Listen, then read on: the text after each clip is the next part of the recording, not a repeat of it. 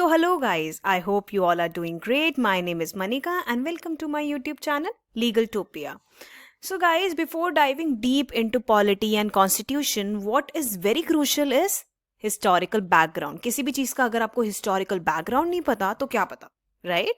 तो historical background में जो तीन इवेंट्स जो बहुत क्रूशल थे in all the event list in are past over the British rule, तो ये तीन इवेंट्स बहुत क्रूशल थे, ठीक है? Before getting into these three events in detail हम लोगों को रोड मैप डिस्कस करने की ज़रूरत है, ठीक है? सो जिससे कि हम लोग को चीज़ें थोड़ी क्लियर रहें. 1600 में क्या हुआ था? Britishers came to India as traders, we all know that, East India Company. 1765 में क्या हुआ था? कंपनी ऑब्टेन दीवानी, ठीक है? जो ब्रिटिश इंडिया कंपनी थी उन्होंने क्या ईस्ट इंडिया कंपनीज ने दीवानी ऑब्टेन कर ली, right, over the revenue and civil justice of Bengal, Bihar and Odisha. 1857 is a very crucial year. हम सबको पता है सिपाही म्यूटिनी. सिपाही म्यूटिनी क्या थी?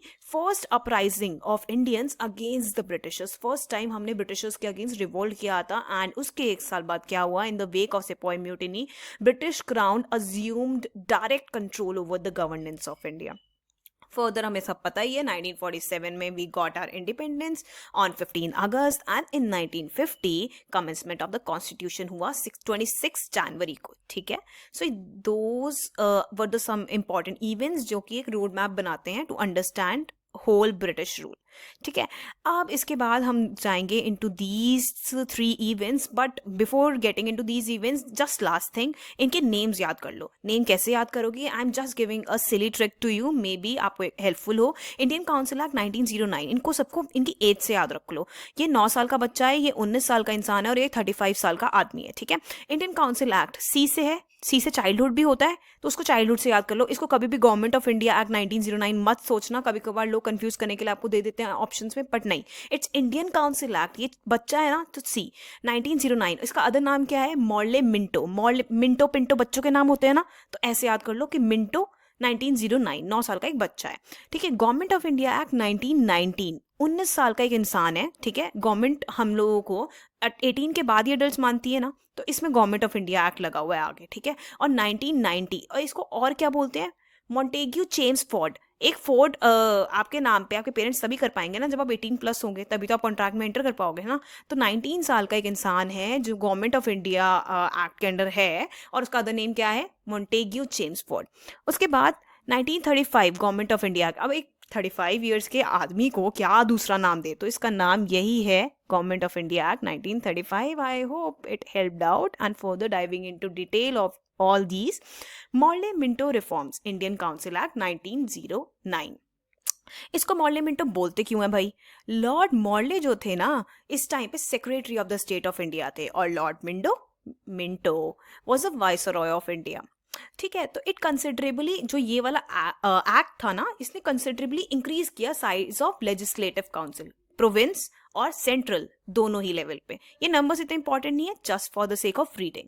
It introduce communal representation for Muslim bye accepting the concept of separate electorate. अब इसका क्या मतलब है? कम्युनल रिप्रेजेंटेशन मतलब रिलीजन के बेसिस पे रिप्रेजेंटेशन प्रोवाइड कर दी मुस्लिम्स को.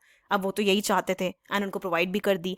तो अब सोचो, मिंटो है इनका नाम, ठीक है? बच्चे कैसी हरकतें करते हैं? मेरा तेरा करते हैं ना, डिवाइड कर देते हैं चीज़ों को कि ये मेरा, ये तेरा, ये खिलौना मेरा है, ये कंचे मेरे हैं, ये कंचे तेरे हैं. सिमिलरली इसने ऐसी हरकत की और सेपरेट इलेक्टोरेट प्रोवाइड कर दिया मुस्लिम्स को, ठीक है? हमारे इंडिया को डिवाइड करने की कोशिश, of course, and we are suffering the same अभी तक. उसके बाद act legalise communalism. Hence, Lord Minto came to be known as the father of communal electorate. बच्चों वाली हरकत है पर फादर ऑफ कम्युनल इलेक्टोरेट बन गई है, ठीक है? क्योंकि रिलीजन के बेसिस पे डिवाइड कर दिया. फिर इसके बाद सत्येंद्र प्रसाद सिन्हा, ये भी बहुत इंपॉर्टेंट नेम है. क्यों? He was the first Indian to join the Viceroy's executive council. पहले इंडियन थे जिन्होंने वाइसरॉयज एग्जीक्यूटिव काउंसिल को ज्वाइन किया. किसकी फॉर्म में? लॉ मेंबर की फॉर्म में अपॉइंट हुए थे ये. So this was all about 1909. We would be further diving into Government of India Act 1919. वो क्या था? Indian Council Act. और ये क्या है? Government of India Act 1919. 19 साल का एक इंसान हो गया जिसका नाम है मॉन्टेग्यू चेम्स फोर्ड रिफॉर्म्स, ठीक है? तो एक्ट मॉन्टेग्यू चेम्स फोर्ड, इनका नाम क्यों था? Montagu was the secretary of the state of India और lord Chelmsford was the viceroy of India. Further इसने क्या करा, it relax the central control over the provinces by demarcating and separating the central and provincial subject. Central और provincial subjects को दो form दे दी। अब मैं इसको आपको चार्ट के थ्रू बताती हूँ। क्या हुआ था, ये सब्जेक्ट्स हैं, इनको सेंटर और प्रोविंस में डिमार्केट कर दिया, सेपरेट कर दिया एक टाइप से, ठीक है। तो ये सेंटर में जो इंपॉर्टेंट सब्जेक्ट्स थे जो यूनिफॉर्मली लगाने चाहिए थे नेशन पे, वो यहाँ आ गए, एंड द प्रोविंशियल सब्जेक्ट्स थे वो हमारे ये रह गए, ठीक है। फर्दर प्रोविंशियल सब्जेक्ट्स को दो पार्ट्स में डिवाइड करा, जिसको हम आज भी बोलते हैं डायरार्की, जो आपने बहुत सुना भी होगा। प्रोविंशियल सब्जेक्ट को दो फॉर्म में डिवाइड किया, एक ट्रांसफर सब्जेक्ट और एक रिजर्व सब्जेक्ट। अब आप कंफ्यूज होंगे कि डायरार्की और फेडरलिज्म में डिफरेंस क्या है। तो डिफरेंस ये है, जब two independent government are at the same level, मतलब प्रोविंशियल लेवल पे जब दो गवर्नमेंट आ गई, एक तो ट्रांसफर सब्जेक्ट की फॉर्म में, एक रिजर्व सब्जेक्ट की फॉर्म में। ट्रांसफर सब्जेक्ट कौन हैंडल करता था, governor and Indian ministers, and administered, ये रिजर्व सब्जेक्ट कौन एडमिनिस्टर करता था, governor and his executive council, ठीक है। तो एक लेवल पे दो इंडिपेंडेंट गवर्नेंस हो गई, ठीक है। और फेडरलिज्म क्या होता है, two government at different level पे दो गवर्नमेंट्स हैं, जैसे कि हमारे में होता है कि सेंटर और स्टेट लिस्ट हो जाती है, वैसे तो वो होता है फेडरलिज्म। और ये होगी हमारी डायरार्की, जो यहाँ पे इंपोज हुई थी कब, 1919 में डायरार्की इंपोज हुई थी, ठीक है। डबल रूल जिसको हम बोलते हैं, ठीक है। और ये ग्रीक वर्ड है डायराक, उससे आया है। It introduce for the first time bicameralism also, 1990 में बाइकैमरलिज्म आया, अपर एंड लोअर हाउस की फॉर्म में, and direct election in the country. ये भी बहुत इंपॉर्टेंट है, डायरेक्ट इलेक्शन बहुत में पूछ लेते हैं कि कौन से एक्ट में फॉर द फर्स्ट टाइम आया था, 1919। कहीं कहीं बुक में इसको 1909 भी लिखा है, but I think it should be 1919, दो यू कैन चेक फोर्थ, ठीक है। उसके बाद बाइकैमरलिज्म मैंने आपको बताया। Women were given the right to vote in 1919, women को राइट मिला वोट का, क्योंकि 18 के बाद ही हम वोट कर सकते हैं ना, तो 1919 में विमेन को राइट मिला just for the sake of learning, ठीक है। It extended the principle of communal representation by providing separate electorates for Sikhs, Indian Christian, Anglo Indians and Europeans. आप कई लोग बोलेंगे कि नहीं ऐसा तो कुछ हुआ ही नहीं था, बट ऐसा हुआ था। इन 1909 हम लोगों ने किसको सेपरेट इलेक्टोरेट्स प्रोवाइड कराए थे, मुस्लिम्स को, बट इन 1919 किसको सेपरेट इलेक्टोरेट्स प्रोवाइड कराए, Sikh, Indian Christians, Anglo Indians और यूरोपियंस को, ठीक है। तो ये चीज बहुत इंपॉर्टेंट है, दोनों का डिमार्केट करना कि किसमें क्या हुआ था, ठीक है। मैं अभी आगे इसको थोड़ा डिटेल में डिस्कस करूंगी, मतलब इनके डिफरेंसेस को। हम इस चीज को हमने कर लिया है, मैंने आपको ये चीज भी एक्सप्लेन कर दी है। Moving further, government of India Act 1935, ये बहुत क्रूशियल है, देखो मैंने इस पर स्टार भी मार्क करा है, इसको बहुत अच्छे से पढ़ लेना। ऑल इंडिया फेडरेशन आया था, मतलब फेडरलिज्म का भी पूछा जाए ना कौन से एक्ट से आया था, तो ये वाला एक्ट था, ऑल इंडिया फेडरेशन, ठीक है। 1935 वाला एक्ट था, जिससे हम आज तक कंटिन्यू कर रहे हैं, ठीक है। फिर division of power into 3 list, federal, provincial और concurrent. Residuary power with the, अब कहीं जगह पे इसको गवर्नर दिखा है, कहीं जगह पे इसको वाइसरॉय दिखा है, ठीक है। जो भी ऑप्शन है आप उस हिसाब से कर सकते हैं। बाकी viceroy is also right, viceroy बहुत जगह पे लिखा है, ठीक है, उसको भी आप फॉलो कर सकते हैं। सो उसके बाद अबॉलिशन ऑफ प्रोविंशियल डायरार्की इंट्रोड्यूस, उसके बाद में क्या हुआ, अबॉलिशन ऑफ प्रोविंशियल डायरार्की हो गई। मतलब मैं आपको इसके थ्रू समझाती हूँ। प्रोविंशियल डायरार्की का मतलब मैंने आपको समझाया, ये चीज हट गई, ठीक है, through government of India Act 1935, और सेंटर पे डायरार्की आ गई, ठीक है। तो सेंटर पे डायरार्की का मतलब समझ गए कि डायरार्की एट सेंट्रल लेवल इंट्रोड्यूस हो गई, उसमें 2 लिस्ट बन गई, वेयर एज प्रोविंस से वो हट गई। और क्या हुआ, प्रोविंस में ऑटोनॉमी आ गई, प्रोविंशियल लेवल पे आप खुद अपने बेसिस पे गवर्न कर सकते हो। Introduce separate electorates for depress class, SC, women, labours. अब इस वाले 1935 में क्या आया, separate electorates for SC, women, labours and workers, ठीक है। ये चीज याद रखना कि किसमें क्या आया था 1935 में। विमेन, लेबर, थोड़ा लेट हमने विमेन और लेबर की बात करनी शुरू करी, बट वी डिड।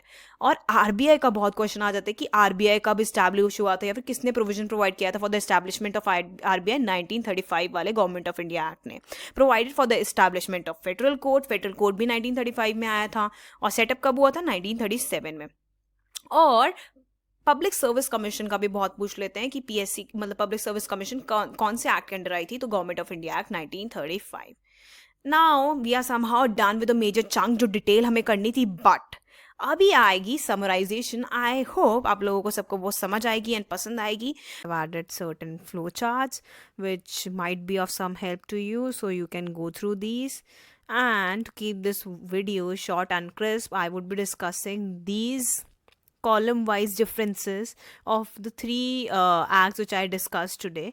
And इन तीनों ही में जो जो चीज़ें कॉमन है या फिर जो चीज़ें लाइक बाइफोकेटेड है वो कहीं ना कहीं कंफ्यूज हो जाती हैं लोगों को कि ये इसमें आएगा उसमें आएगा. So I would be making it very clear to you.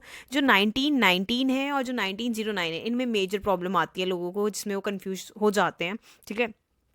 तो मॉर्ले मिंटो में क्या हुआ था, सेपरेट इलेक्टोरेट फॉर मुस्लिम्स आया था. मुस्लिम मेंबर्स को सेपरेट इलेक्टोरेट प्रोवाइड किया था. Whereas separate electorate for Sikhs, Indian Christians, Anglo Indians, Europeans किस में आया था, मोंटेग्यू चेम्सफोर्ड में. And separate electorates for depressed classes, मतलब जो हमारे शेड्यूल कास्ट हैं या विमेन है या लेबर है, ये कब आया था, गवर्नमेंट ऑफ इंडिया एक्ट 1935 में. ठीक है. तो ये चीज़ ध्यान में रखना, कंफ्यूज मत होना. एंड फर्स्ट टाइम रिलीजन के बेसिस पे या कम्युनल बेसिस पे रिप्रेजेंटेशन कौन से एक्ट में प्रोवाइड हुई थी, मॉर्ले मिंटो. बच्चों वाली बातें मिंटो जी ने की थी, इसलिए उनको फादर ऑफ कम्युनल रिफॉर्म्स भी कहा जाता है. ठीक है. तो कम्युनल इलेक्टोरेट्स के फादर हैं वो. उसके बाद सत्येंद्र प्रसाद का मैंने आपको डिस्कस कर ही लिया है. और first time direct election, Montagu Chelmsford, मैंने आपको बताया. Women given right to vote, 18 के बाद ही आपको राइट मिलेंगे, तो 19 है ना इसमें, तो विमेन को राइट मिल गए to vote. And first time direct election हुए थे, ये भी इलेक्शन से रिलेटेड 19 में ही आए. 18 के बाद 19 में ही आप राइट मतलब वोट की एक्सपेक्टेशंस कर सकते हो ना, इसलिए 19 है. अब बाई कैमरलिज्म और डायरार्की दोनों ही डबल से रिलेटेड है. ठीक है. इसमें अपर और लोअर लेवल की बात होती है कि अपर हाउस और लोअर हाउस. और डायरार्की में क्या होता है कि एक ही लेवल पे दो डिवीजन हो गए, दोनों में डबल है ना, तो ये बीच वाले में, मतलब सेकेंड जो आया था 1935 वाला थर्ड था, 1909 वाला फर्स्ट था, तो इन दोनों के बीच में जो आया ये सेकेंड था. तो इसमें दोनों डबल वाली चीज़ें इसी में बात हुई, चाहे वो बाइकैमरलिज्म हो या फिर डायरार्की हो, दोनों की बातें इसमें ही हुई. उसके बाद जो गवर्नमेंट ऑफ इंडिया एक्ट 1935 है, इसमें फेडरेशन जो फेडरल गवर्नमेंट है हमारी, उसको मत भूलना, वो बहुत इंपॉर्टेंट है. Division of power in 3 list, और वाइसरॉय को रेजिड्यूरी पावर दे दी गई थी.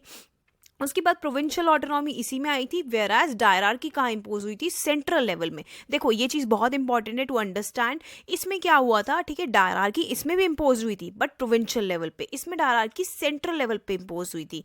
वेराज इसमें प्रोविंशियल लेवल पे ऑटोनॉमी इंपोज हो गई थी और डायरार्की अबॉलिश हो गई थी. तो ये चीज़ बहुत अच्छे से याद रखना. और RBI of course government of India Act 1935 में आया, हमने उसी से उसको फॉलो अप किया. Establishment of federal court setup कब हुआ था, 1937 में, ये भी इंपॉर्टेंट है. और पब्लिक सर्विस कमीशन भी इसी में आया था, गवर्नमेंट ऑफ इंडिया एक्ट 1935 में. So guys here we are done with it. I hope you like this video and I have tried to cover each and every point जो भी important है, crucial है from the point of view of exam. And most of the points are from Laxmikanth. तो I will suggest कि एक बार जाके Laxmikanth go through करना. It's at max 5 to 6 pages और सो. ठीक है. मैंने सब कुछ लक्ष्मीकांत से ही इंक्लूड किया है basically, but it would be helpful अगर आप just a quick through scheme कर लोगे through the book.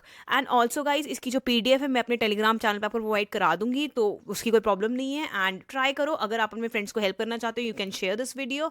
And do write your remarks, suggestion, queries, जो भी चीज़ें हो कमेंट में ज़रूर लिखना. I would love to read those. कोई भी सजेशन हो किसी भी चीज़ से related, do suggest me. And like कर देना अगर आपको ज़रा सी भी हेल्प की हो इस वीडियो में. So all the best for your exams. Have a great day ahead. See या.